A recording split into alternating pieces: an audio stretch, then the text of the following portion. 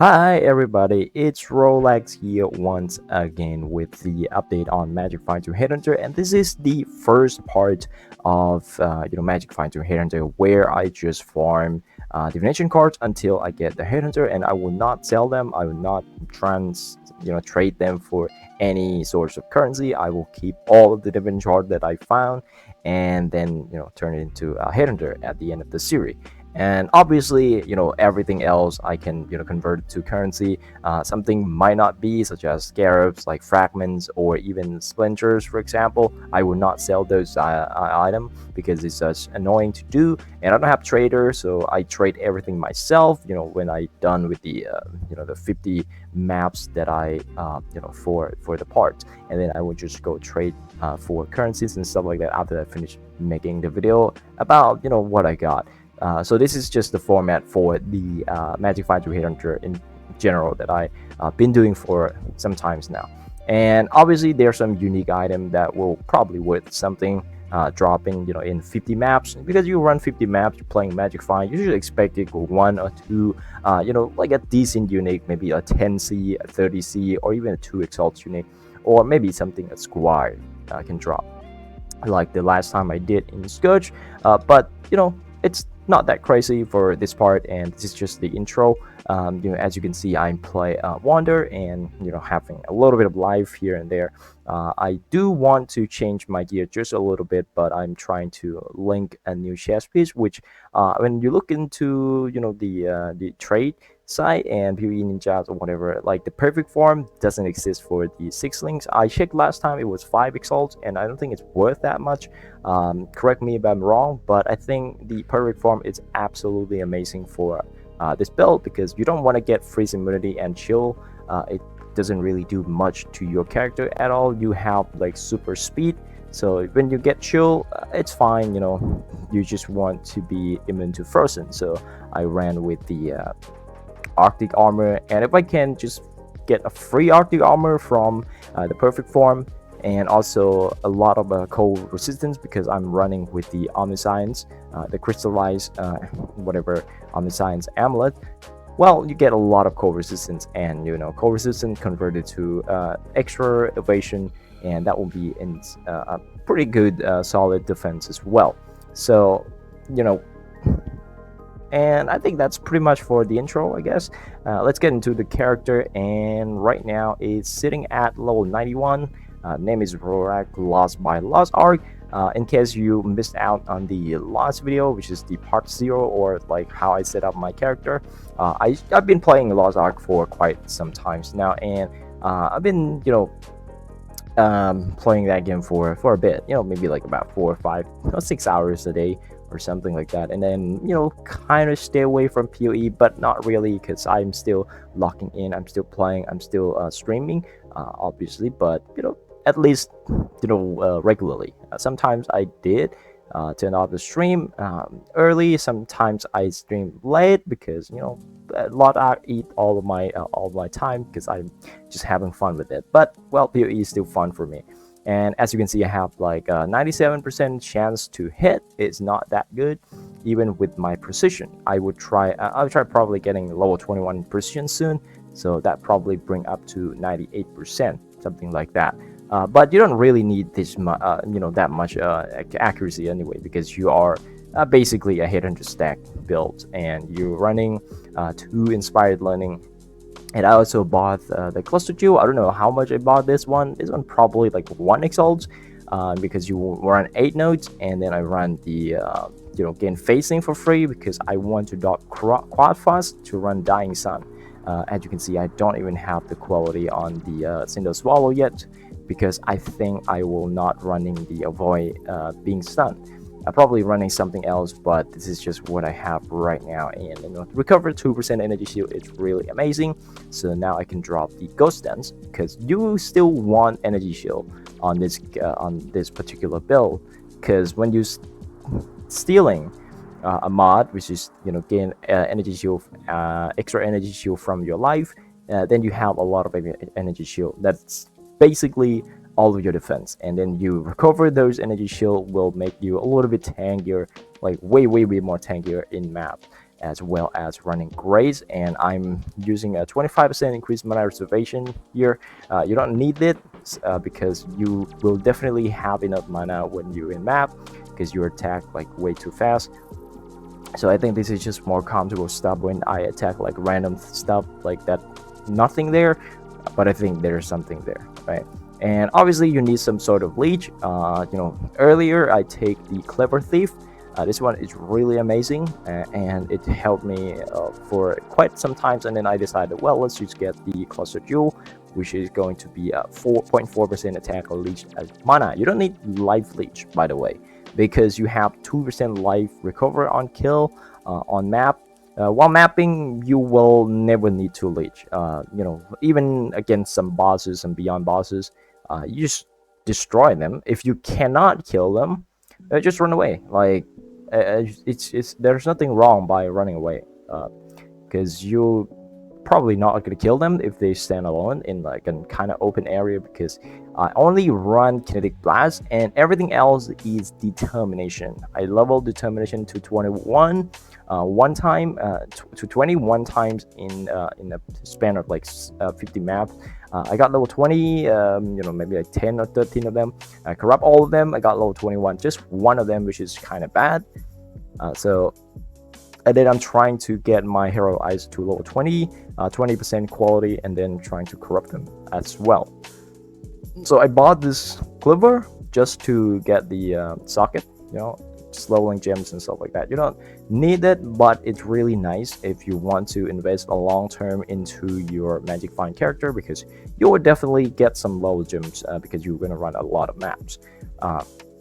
And the gloves, people would be going for something like ally weakness, but ally weakness is very weak compared to maximum frenzy charge on this build, because you have 100% penetration, like basically 105 or 106%, because when the Trinity ups, which is most of the time, you are essentially just ignore enemy resistance at that point. And adding like maybe 25-26% extra minus enemy resistance is not gonna change that much of your DPS.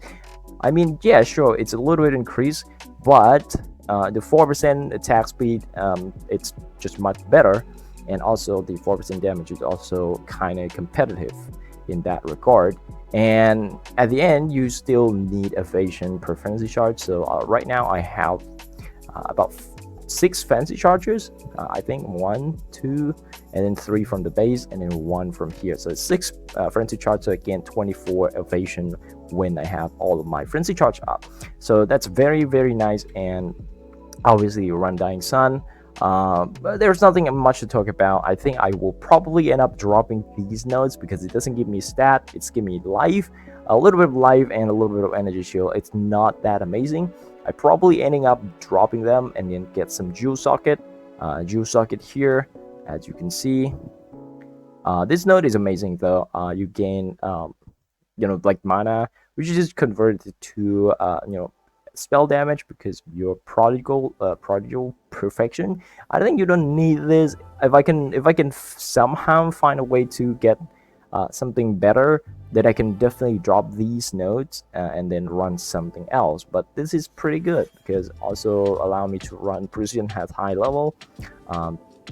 But yeah, everything will probably change, and something will probably change about the character. Probably running some cluster jewel, some small or some medium cluster jewel. If I feel like to, if I feel like I need a little bit more damage and stuff like that, I can definitely drop these mana nodes and then drop these life nodes as well. So I'm probably sitting around 1.9k life or even 2.1k life, depending on how good the jewel that I can get. But other than that, I anointed Vengeance Cascade. Initially I was thinking about Split Shot, and I anointed Split Shot, ran for about 10 maps or maybe like 7 or 8 maps, I don't remember. But yeah, it's good, but it's really budget. As you can see, it's just 1 obsolescence, so it's about maybe 20c or something, or maybe 10c. I don't remember the price of the obsolescence. Just like around those budget, because This one is more expensive. It's 2 golden ore and 4 golden ore. When I bought it, it was 1 exalt per 4 golden ore. And if you go down the list, it's like 1 to 3. So actually, this is like a really expensive anoint, and it really helps a lot because 15% projectile speed. It's just gonna be good, like generally speaking, for a projectile attack build. Except for maybe like some of the skill, which is spectral throw, for example. Attack projectiles return to you from final target. So this is really amazing, and returning projectiles pierce all targets. This is essentially just double your clear, both in front of you, and when you attack, sometimes the projectile came back, and then it will hit the back of you as well. So even if you like get shrouded into the pack, you will not just instantly die because you have a lot of evasion, so you have a little bit of time to attack, maybe once or twice. And if you can kill the pack in front of you, and then the projectile came back and killed the pack behind you as well. So this is really nice for like whatever headhunter, like shroud walking things going to happen. And it will happen most of the time because you will run maps with corrupted version of the maps, and it will turn into like some like maybe some nemesis monsters, like for example there's more rare monsters, for example, and then you get like something like this, right? A rare monster has nemesis mon, and if you run this map, you will 100%, maybe 95% sure that you're gonna get a shroud walking monster, which is really annoying when you steal that mod, which is annoying, but well, how can you do about it? You just have to live with it.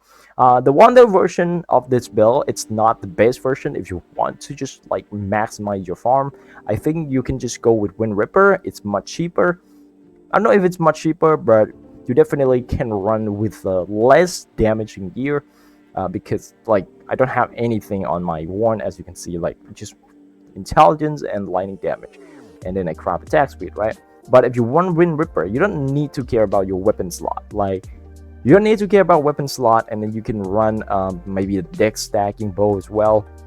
You can still use the high getting a lot of flat damage, and then you can spell suppression. You can go for spell suppression routes, and then you have a lot of spell suppression. You can take this node, and you get like 100% crit chance, because based on your spell suppression. So there's a lot of things you can do with the bow version. You have so much more flexibility to go for damage and stuff like that, and then also like it's easier to get started as well for the bow version. But the Wonder version, you have to sacrifice a lot of slot for it, inconvenient stuff. Like maybe you can run the shield with the 8% quantity. You can run that as well, but it's not, I mean, it's okay. It's compared to like a Wind Ripper that give you 15% quant when you shatter kill a frozen enemy.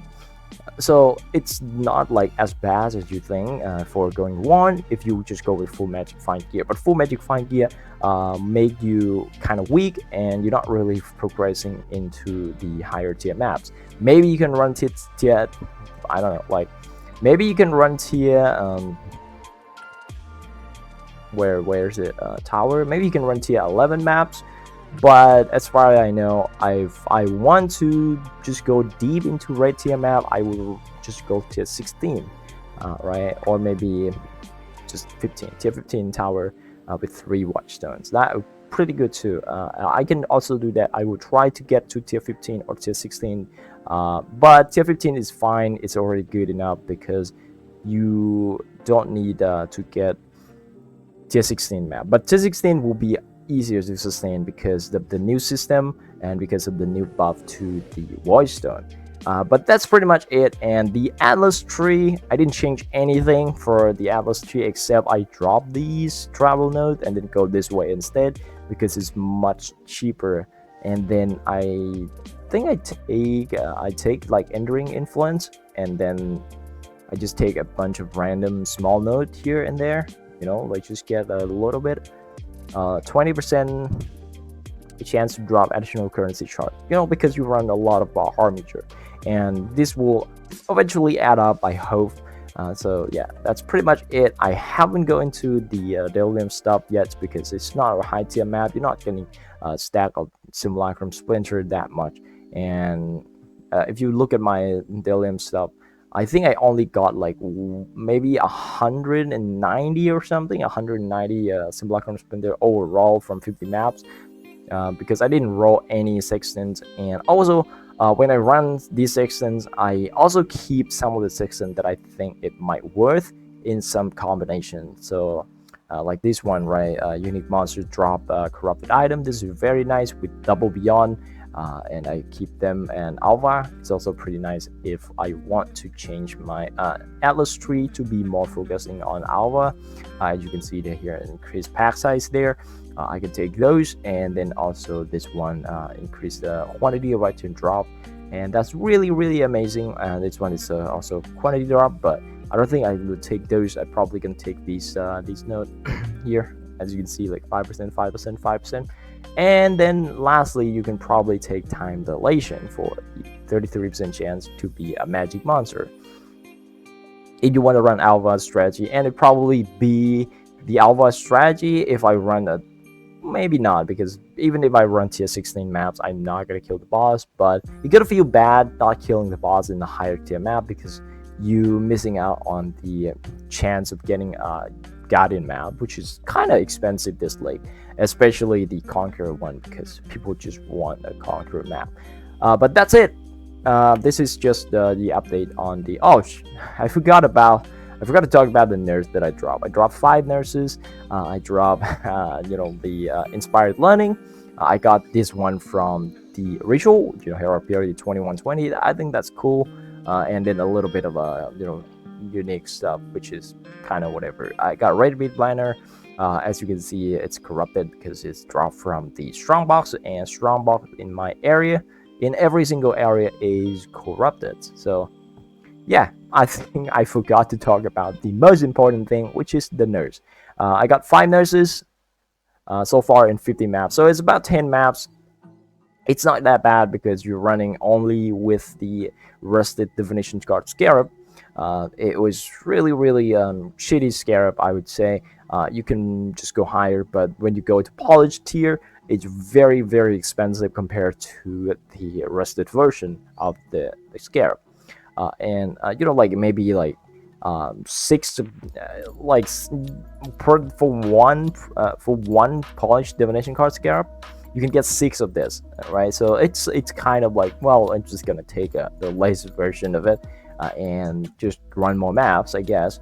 But that's going to be it. Like, I can definitely sustain the currency. As you can see here, I can definitely sustain these while doing while not selling the nerds, for example. So that's going to be it, and hope you guys enjoy your days, and see you guys on the next one. Bye.